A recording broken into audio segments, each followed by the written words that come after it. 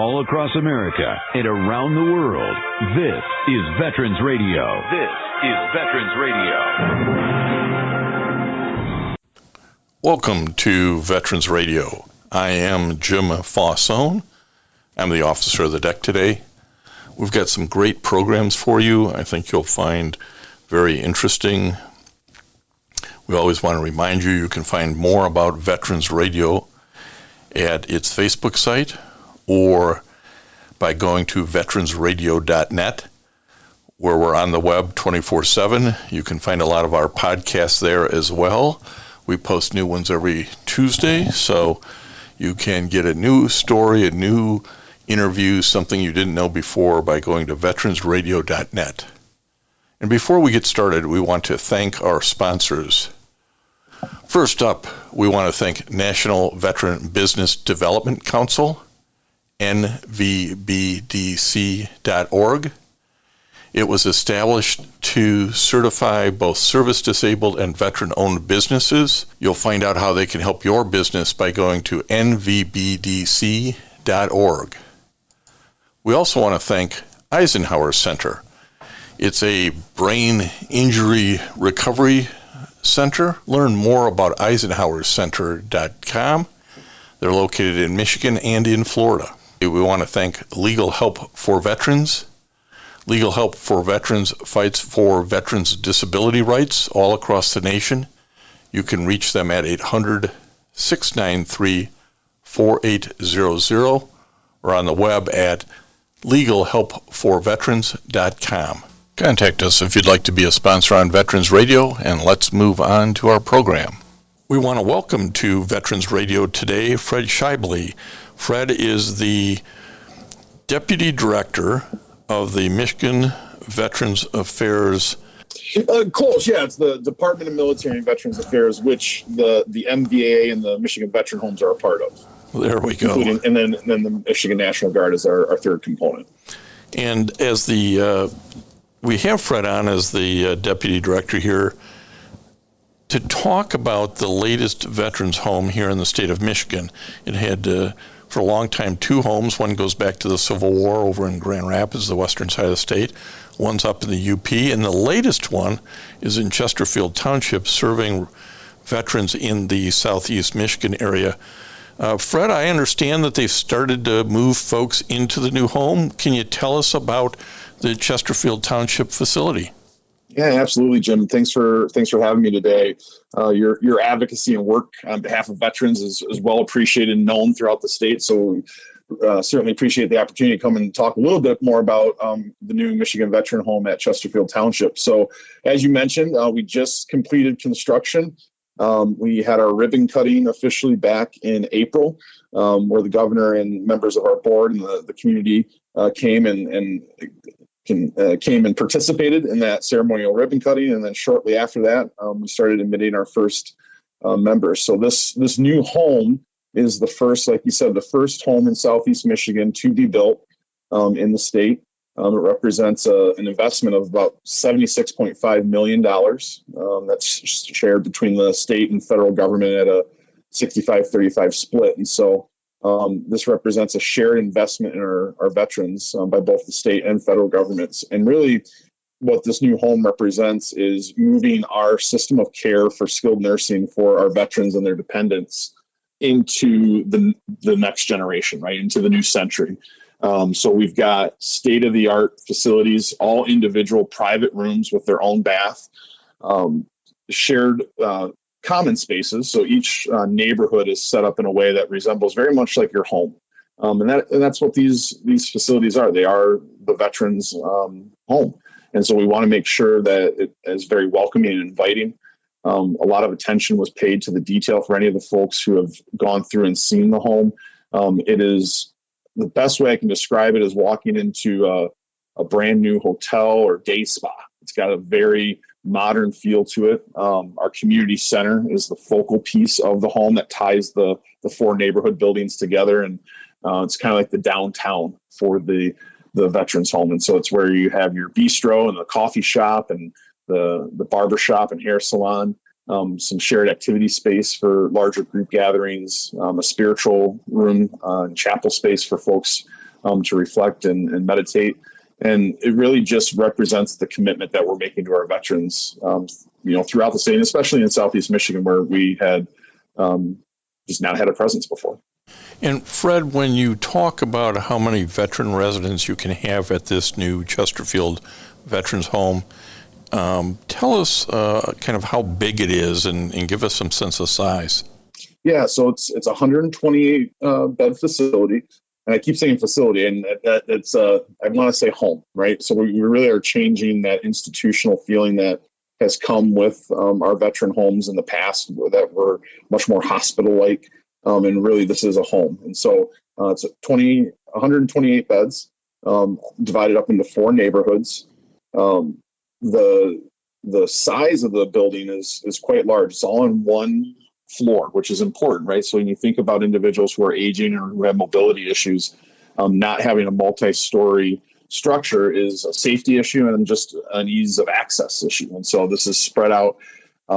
It's over about a 20-acre parcel on the former Schaible Manor site up in Chesterfield. The entire property that we sit on is about 100 acres. And so there's a lot of natural beauty and wildlife that's present on the grounds as well, too. We've got a pair of bald eagles that nest right there on the property, deer, turkeys, pheasants, you name it. We got it. So the members are going to have a lot of wildlife and natural beauty to observe at the new home.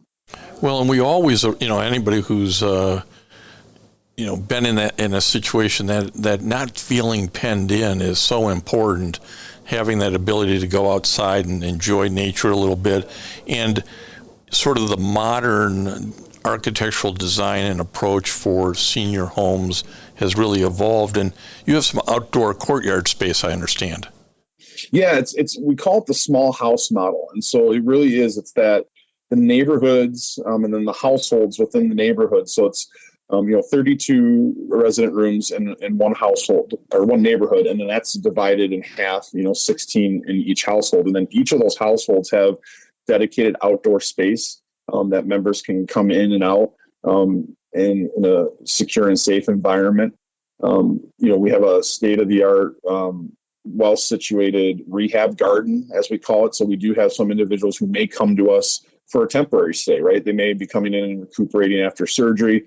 And we have the physical therapy and occupational therapy spaces to help get them back on their feet and go back home if they are able to, and they want to age in place at their home that they, have lived in for years. So we're really looking to be a full service provider to meet the needs of our veterans and also their spouses, the eligible dependents who can also live at the homes. That's an important part of the audience that we serve. So the Chesterfield Township facility is located in Macomb County to help orientate people, but give them some more orientation. How far are they from Selfridge, where Air Force Base, where a lot of folks would know where that is? About a mile, right? So it's really cool because when we're outside, we can see the flight path. So as we have the A-10s and the other aircraft that are taking off from Selfridge, our guys, our men and women who live with us can go out and watch that occur. So it does definitely provide that sense of camaraderie and that sense of, reminding them what it might have been like when they were serving. And so it's very, very important for us, the community approach with the National Guard being part of the department that the homes are also a part of. We embrace the concept of a member for life. So we support them from the moment they enlist to the moment they're laid to rest. And whether that's a long or short amount of time, we have the support and services there to support them throughout that entire time. How does one qualify for admission to whether it's the Chesterfield home or over up in Grand Rapids or over up in the UP in Marquette? How do you qualify?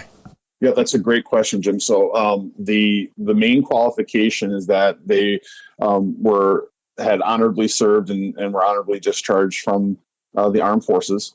And then we look at a number of things in regard to whether or not we can meet the level of care that they need. So we're going to make sure that we can provide the services that individual needs. But so long as they meet that requirement of being a veteran or an eligible dependent, so a spouse, surviving a child, in instances where the child requires care. Gold Star parents as well is one that we are unique to Michigan, is that we also take in the Gold Star parents who may have lost their child, in battle. So the process, we've got all of our information. If you go to our website, which is michigan.gov/MVH, M as in Mary, Victor, H, so the Michigan Veteran Homes, that's our website, and all the eligibility information can be found there. Well, and walk you through the process. And as members of the military, we all understand space available. So, that's always the case with any of these sort of facilities, is hopefully the space is available when you want it, or maybe you'll have to get on a waiting list. How does this get paid for? Let's also get that covered real quickly. Yeah. So the payment is, again, it's based on ability to pay. So we will do an assessment of the individual resident member who's coming in and look at their assets. And there's a monthly assessment that's done, and then we adjust their ability to pay. Now, unique to us as being a state veteran home is that correlation or that connection to the federal VA, which does provide a lot of those healthcare benefits and retirement benefits to our military members, our veterans. If you are 70 to 100% service connected, you qualify for free care at the home. And so that's pretty substantial. It's something very unique to the state veteran home program. And so that is definitely one way. We also, the new homes are CMS certified, which that means we are able to accept Medicaid and Medicare dollars. And so that's another avenue for individuals who may qualify for those benefits. We will be able to accept those dollars as well, too, to help cover the cost of care for those members who come in. From an admissions or demand perspective, we know that there's a need throughout the state. If we talked about how Grand Rapids and Marquette were really our main focus. Well, Grand Rapids historically had over 600 residents living there at its peak. We had 4 members to a room in some instances, and in that room they had a hospital bed, a nightstand, and a curtain separating them from their roommates. And so again, it was that very institutional hospital-like setting. So what the long-term goal for us is to take those beds that were consolidated and concentrated at Grand Rapids and then break them up and build additional new homes throughout the state of Michigan to make it so there's a veteran home within 75 miles of every veteran in the state of Michigan. So this was the first step in that process, building the new home in Chesterfield as well as the new home in Grand Rapids to replace the old buildings there. And now our next focus, our next vision is looking at replacing Jacob Eddy in the UP. It's an aging building again that has a lot of infrastructure needs that are going to be coming up. And it actually, right now, the environment is good with some of the stimulus dollars and surplus that we have to look at making that strategic investment. And then once we get past that, we then start looking at the other areas identified. So that would be another home in Southeast Michigan, preferably in the city of Detroit, because there's a large veteran population there. There's a large need in the city of Detroit. And then also looking along the I-94 corridor, from Ann Arbor to Kalamazoo, Battle Creek, in that zone. And then up in the Flint and Bay City, Saginaw area. And then also in northern lower Michigan, Alpena, Gaylord, in that area. So if we can strategically get those investments, over the next 10 to 15, maybe as far out as 20 years, we can have this system in place that will then support the veterans for the foreseeable future as they continue to age and require services. Well, it's a great plan, and it's a huge step forward for the state of Michigan and its veteran population. We're talking to Fred Schaible, who's the Deputy Director of MVAA. Fred, give us again that website where people can get more information. Yeah, it's michigan.gov, and then our acronym, MVH. So Michigan Veteran Homes, the MVH. So it's michigan.gov/MVH. Great. Let me turn to sort of a broader, maybe national question. Are these concept homes, these veteran homes, found out all around the country? Yeah, so the state veteran home program is is a coordinated effort from the federal VA. So, when people think of the VA, the healthcare centers, the hospitals, that's the federal government. And so the federal government, is charged with providing those benefits and services to our veterans and their families. And so the state veteran home program is nested within the federal VA to provide both funds for new home construction, as well as regulatory oversight over the operations of the homes to ensure that the standard and qualities of care are met, that the veterans and their loved ones are receiving proper care. And so that all comes from the federal VA. And so as a result of that, the state veteran homes as a whole are the largest single network of skilled nursing care homes in the country, because it touches every state in varying ways. Every state does it a little bit differently, but these are state-owned properties, state-owned buildings that then receive support from both the federal and state governments. Yeah, and I don't think people around the country maybe are as aware of it as they should be, that this may be an option for one of their loved ones who's a veteran who would qualify.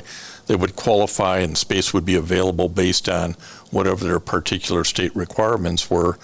But there's a lot of them in many states, the big states, New York, Florida, California. There's more than one, there's more than three, as we have here in Michigan. And as you say, even if you, over the next 5 or 10 years, you could add 3 or 4 more. I mean, there's a lot of these state veteran homes scattered around the country. I don't know what the number is. I don't know if you do.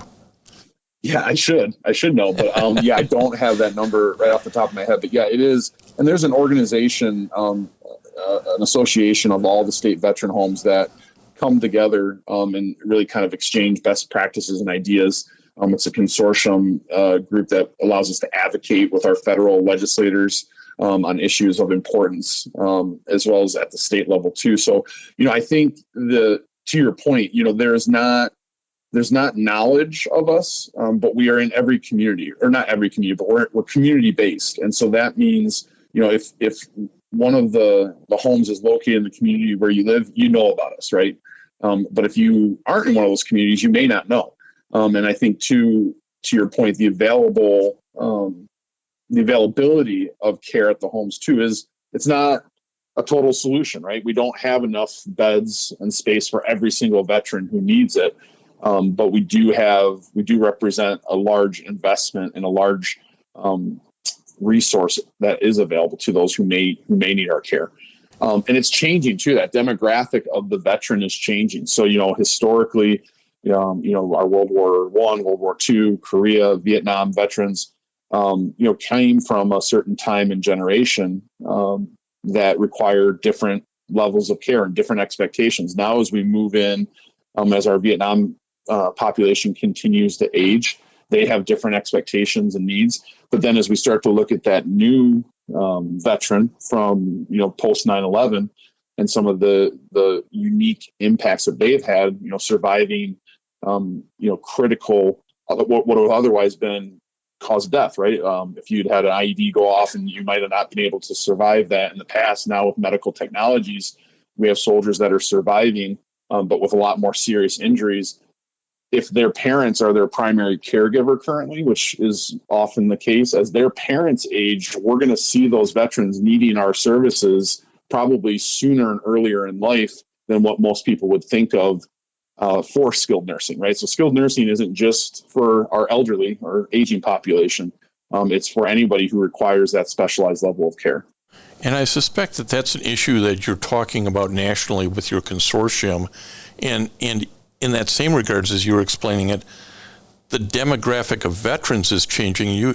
And when you talk about the old building in Grand Rapids, where it's 4-door room and a curtain, well, that's not going to work with female veterans. So I suspect you've planned for that kind of change, and certainly that has been part of the conversation at the national level. Yeah, absolutely. It's looking for those best practices and then, and looking at what other states are doing that works well, and then putting that into practice, here in our state in Michigan. We went down to Tennessee and looked at what they were doing, because we kept hearing that they got it right, that they were doing it well. And so back in 2016, when these discussions were really in their infancy and we were putting pen to paper, we had folks go down and look at their operations. And then throughout this whole process, you're always exchanging notes and looking at how to improve things. And we've learned just from these new homes what we're going to change at the next home, right? Because you don't know. This is the first time we've built a new veteran home in the state of Michigan, a new building, since the late 70s. So there really isn't any institutional knowledge to tell us exactly how to do it. So we're kind of learning on the fly a little bit about, modifications. And that was the unique thing that we had building two at the same time. The Chesterfield Township property was a little bit farther ahead of schedule than Grand Rapids. And so as we saw things at Chesterfield, we were then able to modify that at Grand Rapids and address it in real time. So it's been a very collaborative process with the construction company, the builders, our staff. It's, really coming together to create a facility that's going to best serve the veterans. Well, and you've mentioned this, every state's going to get an influx of American recovery dollars from the Biden administration here in 2021. How realistic is it, do you think, that across the nation and here in Michigan, we're going to see some of that money put to these kind of capital projects, which are problematic because they're capital projects normally?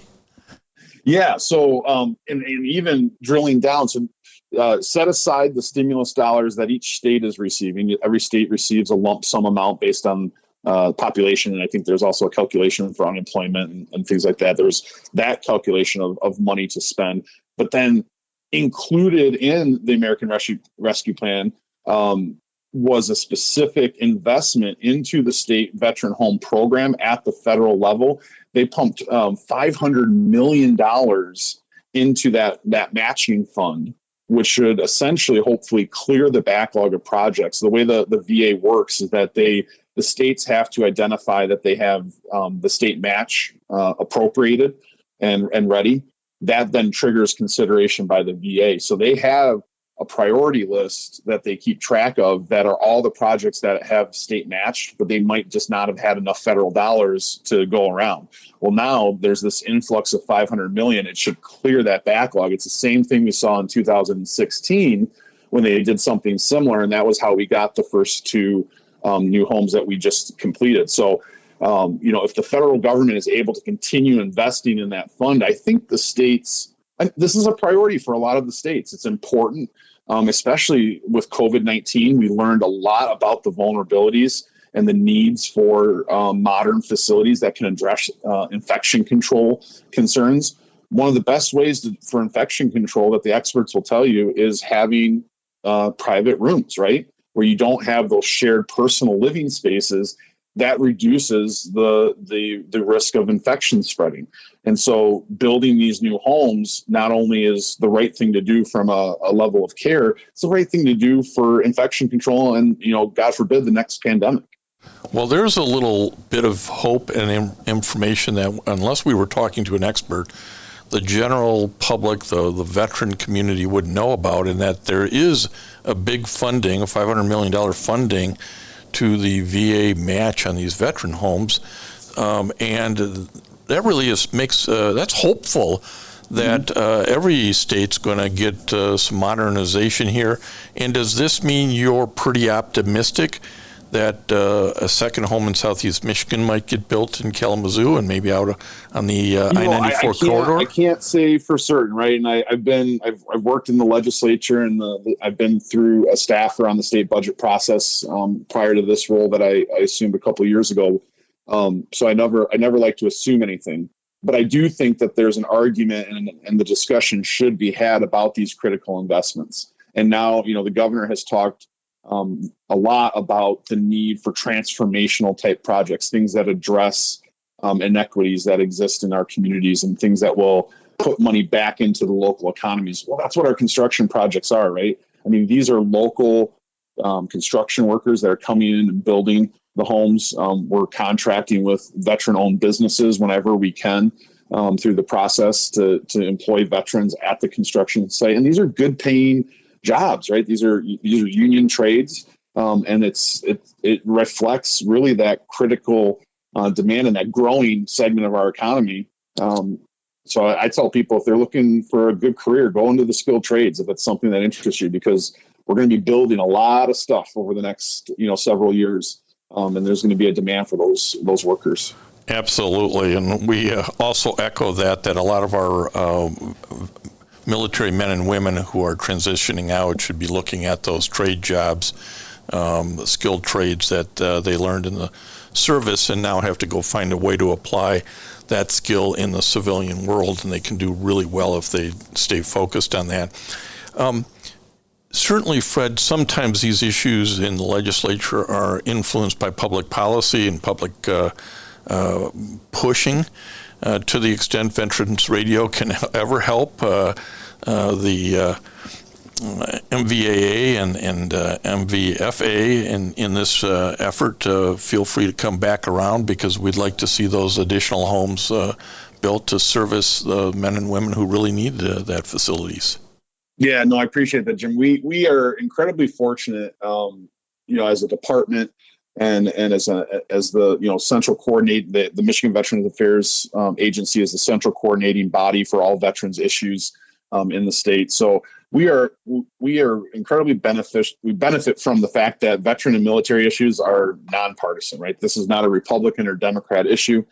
This is something that we can all get behind in a bipartisan way. We just saw that this week, yesterday, with the bill signing for some pretty critical licensure reciprocity bills for folks looking to move here to Michigan from active duty, and the service members and their spouses being able to transfer their license here to Michigan free and clear, as long as it's in good standing in the previous state. Those types of things we can come together and work on. And so with the homes, it's not a lack of support. It's just it's a mechanics, right? It's looking at all the different moving pieces and all the different people out there asking for investments, and just making sure that our voice is heard. So yes, if your listeners want to reach out to their legislators and let them know that they're supportive of that, I don't think there's anybody opposing it right now. It's just making sure we're diligent and getting the information, answering any questions that may exist about future investments. It's always helpful to keep it on the radar screen, though. Yep, absolutely. We appreciate the time that you've given us today, Deputy Director Fred Schaible.